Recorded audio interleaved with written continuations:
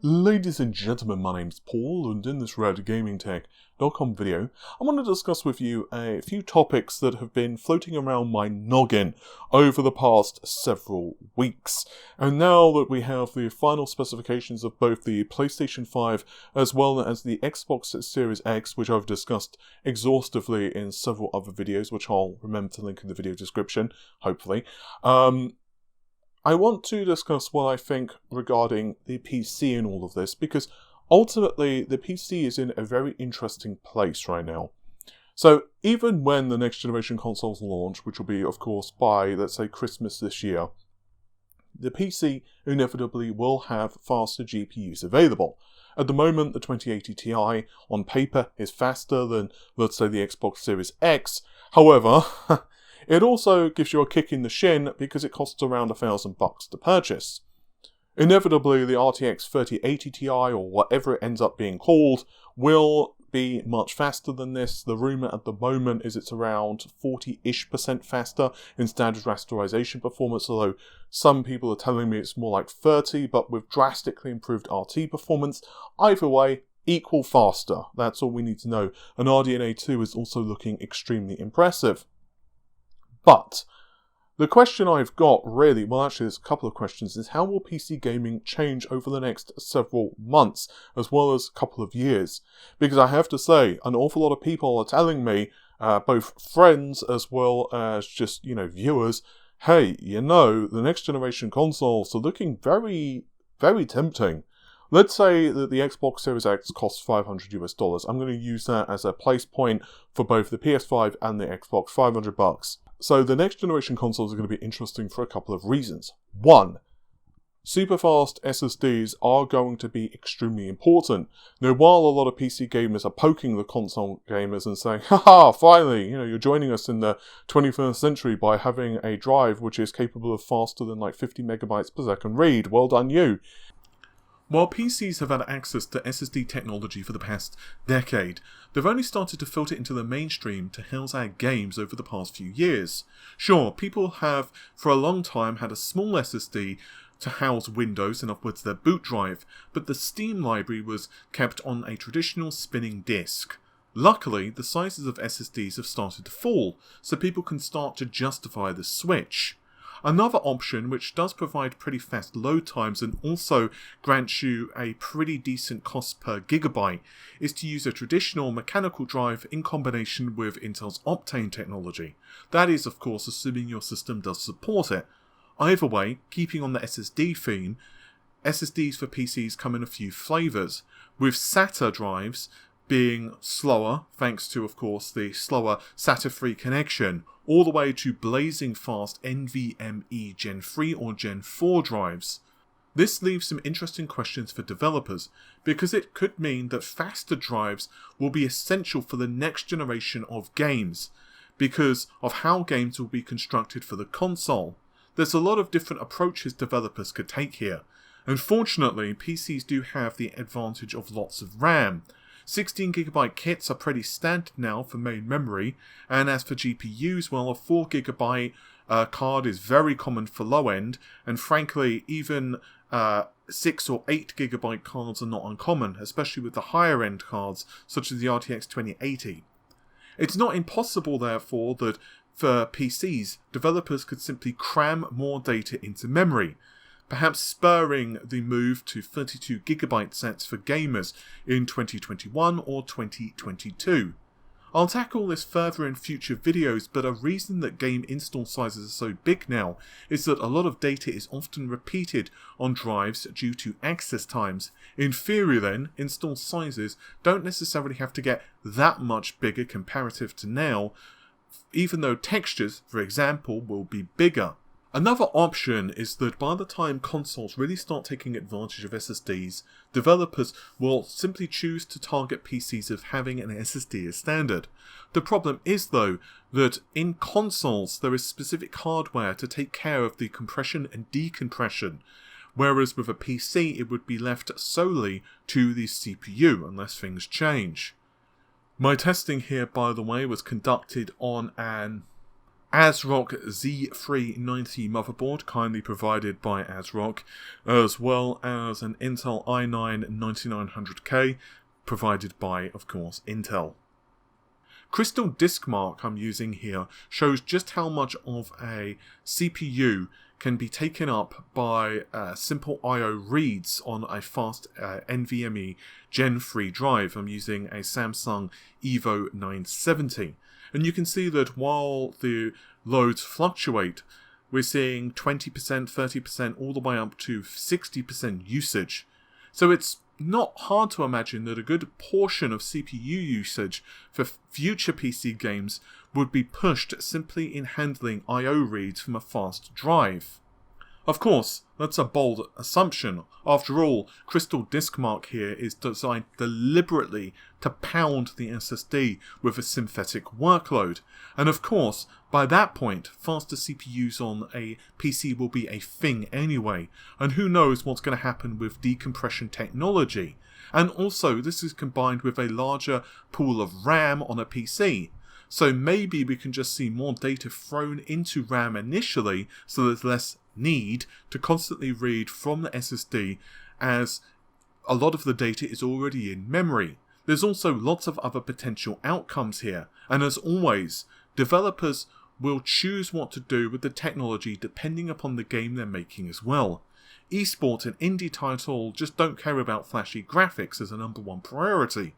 But the next Elder Scrolls game, who knows how that will be designed, what enhancements will be in the engine, and so on and so on. Long story short, I think that consoles switching to SSDs will drastically improve games for PC as well.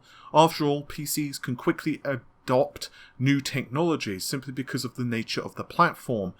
But it will be very interesting to see what developers are able to do with such high speed I/O available to them. The next question comes down to the price of GPUs. We all know that GPUs have been quite expensive. A lot of people blame Nvidia, but ultimately AMD have been just as guilty.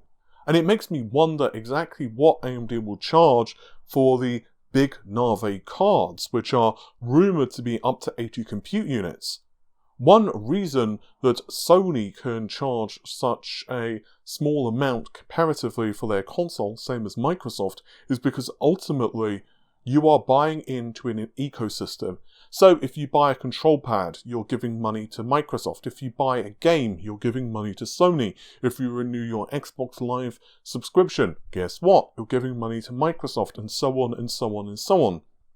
With AMD, if you purchase, let's say, an RX 5700, well, that's it.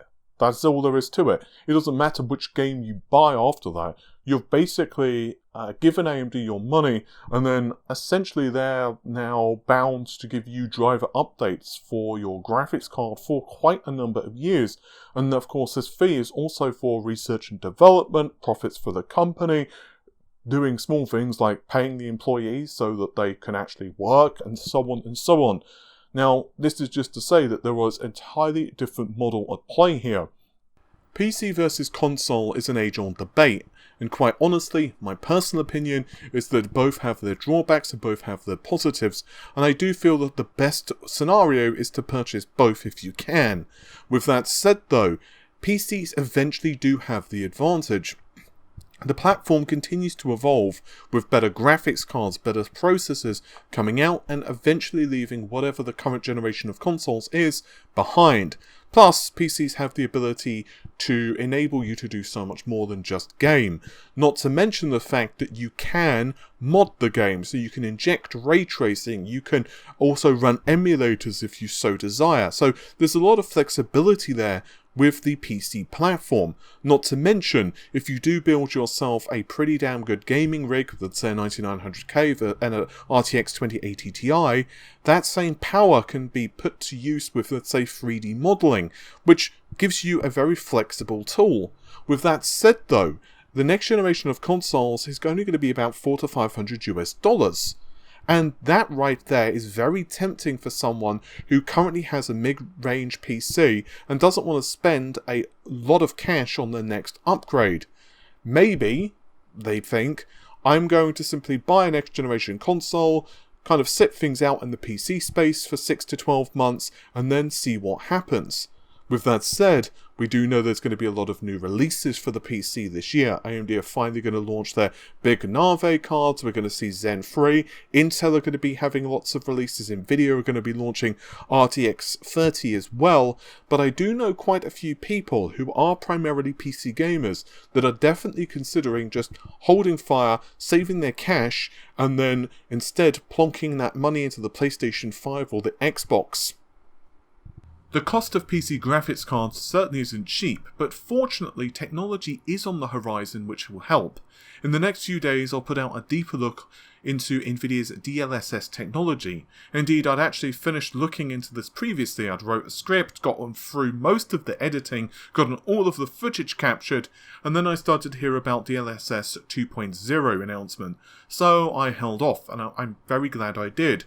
As of the time I'm putting the video together, only a few games currently support this, including Wolfenstein Young Blood, which had originally debuted this technology, but back then it had not been officially called DLSS 2.0, and also we have Control coinciding with the new update.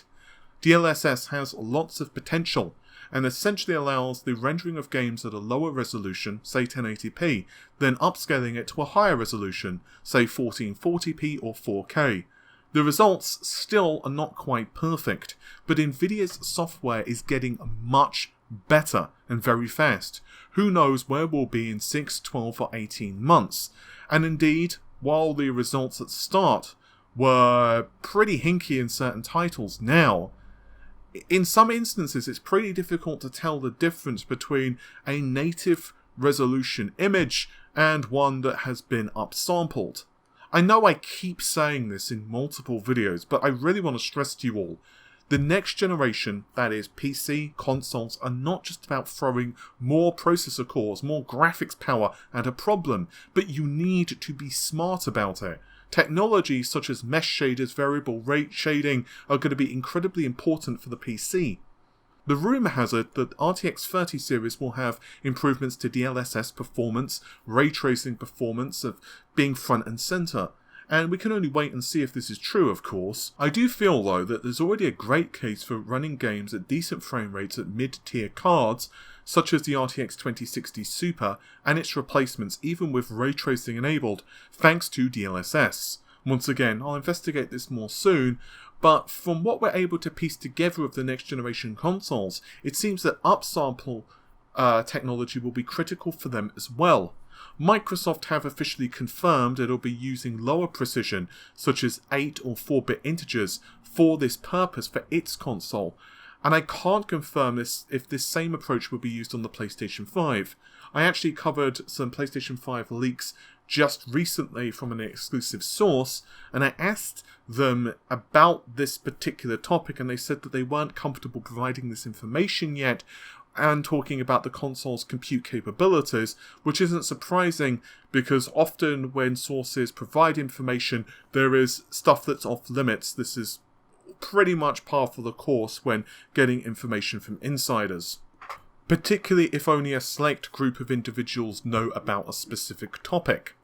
Either way, we can bet that upsampling will be imperative for AMD in the future, and hopefully this will help bring performance up and enable people to enjoy games at higher resolutions. Even now, you can make a compelling argument that 1440p is the sweet spot for PC gaming. If you have an RTX 2080 Ti, sure, there definitely are games that you can run at 4K over 60 FPS, but a lot of AAA experiences, 4K 60 FPS is about your limit. So being able to render internally at lower resolutions and then have AI upsample would be one way to drastically increase performance. Naturally though, the next generation of cards from AMD and Nvidia will increase the number of CUDA cores or compute units respectively, but even so, no matter how much they increase performance, it still needs to be done in a smart way. Another great thing is CPU performance now for PCs is pretty damn impressive. The 3700X offers a staggering amount of performance. It's faster in terms of clock frequency, for example, than the CPU in either next generation console. And even Intel's 10th generation CPUs, when they finally launch, seem to have hyperthreading in every single SKU other than the very low of the low Pentiums. This is great, as current generation consoles frankly have awful processors compared to the next generation, and we can only imagine the demands of next generation games will increase accordingly for PC ports. Fortunately, PC does have clock frequency advantages, so owners of, let's say, an 8700K who have managed to overclock to 5 GHz probably be okay for some time now, let alone owners of a 9900K at 5 GHz or a 3900X or a 3950X from AMD. Long story short, console games will have a profound impact on PC, and it really excites me to see what developers will be able to achieve when they don't need to design around huge I/O or CPU bottlenecks. Anyway, with all of that said, hopefully you have enjoyed the video. Normal stuff if you did: like, share, comment and subscribe, because of course if you do like the video it helps out a ton with the YouTube algorithm. Give a comment down below or message me on social media, which is once again linked in social media. Let me know what your plans are for the next generation consoles. Are you going to sit out PC gaming for a little bit and wait for kind of prices to stabilize and for tech to kind of figure out what it's doing on the PC desktop space? Are you just going to forget consoles and act like nothing's really happened? Or what? Let me know. With all of that said, thank you very much for watching. Take care of yourselves. Bye for now.